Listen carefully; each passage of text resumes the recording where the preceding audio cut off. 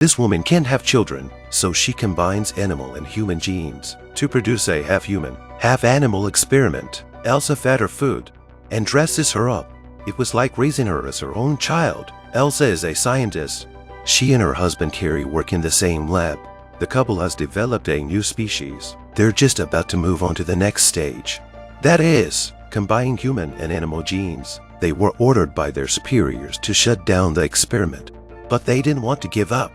With Elsa's insistence, the two of them secretly carry out the experiment without the boss's knowledge. After some twists and turns, the gene pairing was finally successful.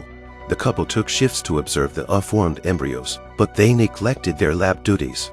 A colleague notices their abnormalities, and when to ask about it, Carrie found a reason to pass it off. The embryos were developing at down scenes of times the speed of humans. 2 days later, it showed signs of birth. The couple rushed to the lab to deliver the baby.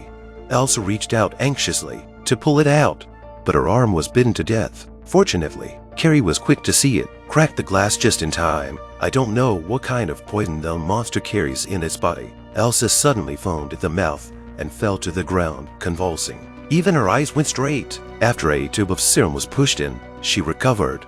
Then they realized the monster's birth was a mistake. It had to be killed. The couple went back to the lab, only to see the embryo empty. A monster with a body like a bird, a creature with a head like a rabbit cowered in the corner. Its cautious look, Elsa's heart softened again, despite her husband's objections. She took off her gloves and protective mask and approached it, as if it wasn't a monster, just a normal human child. The two argued for a while, but Carrie, unable to resist his wife, gave in. They couldn't kill it. They raised the monster in the lab. It wouldn't eat, so they chased it and fed it. The monster didn't like the taste, so they added more of its favorite sugar. It was more painstaking than raising a child, but when the couple is not staring at it, he ran out of the room after finding the colleague at the door, extending its sharp tail towards this colleague in the doorway. The half-human, half-animal monster was about to kill the other side. This woman's words made it stop honestly. It hides pathetically in a corner and lets out a sigh. The couple decided to keep it for further observation, so they gave it a home next door to the laboratory. The growth rate of the monster was amazing. In a month's time, it grew from a baby to a child. After changing into a dress, it looked like a little girl. The growth rate of the body is visible to the eye, but the development of intelligence is still a mystery. In order to develop intelligence, Elsa often plays Scrabble with her. The monster is a great learner. It can remember the meaning of words after just one look. Elsa happily shows her husband the results of her studies. Like a mother showing off her child's good grades, Carrie was displeased and warned his wife not to forget that the monster was just a test case. While they argued, the monster slipped out the door. After seeing his colleague, who was eavesdropping outside the door, the beast inside it was awakened. It lunged at the other with his mouth open and his sharp teeth bared. Elsa's fierce voice brought it back to his senses. It ran away with its tail between its legs. Colleague scared off by monster, and the monster seemed to be frightened too. The monster suddenly developed a fever.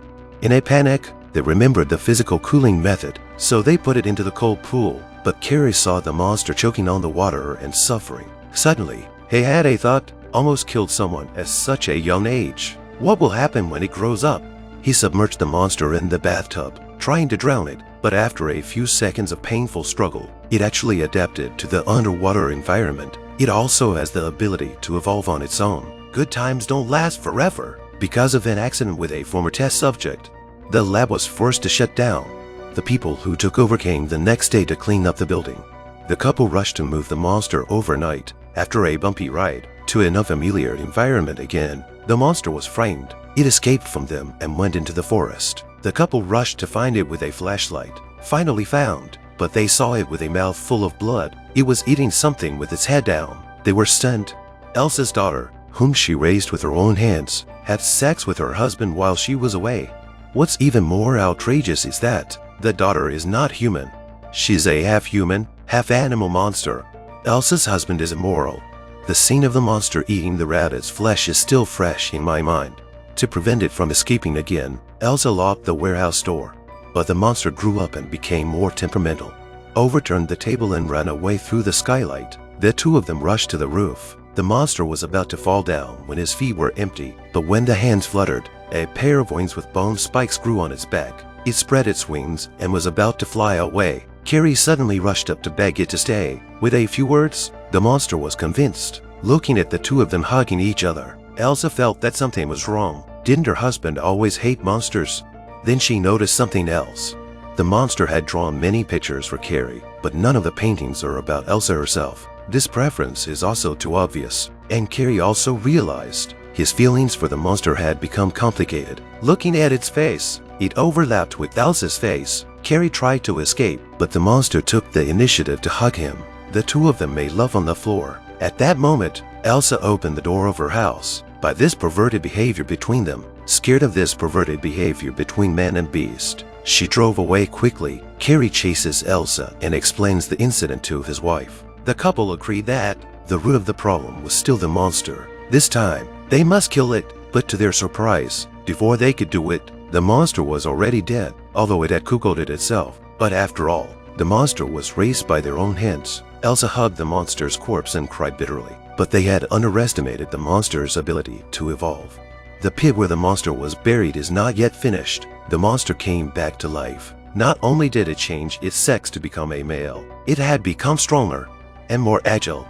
And after the monster became a male, its target also changed to Elsa. The two-legged one couldn't outrun the flying one. Elsa was caught by it. Elsa was forced to have sex with this monster.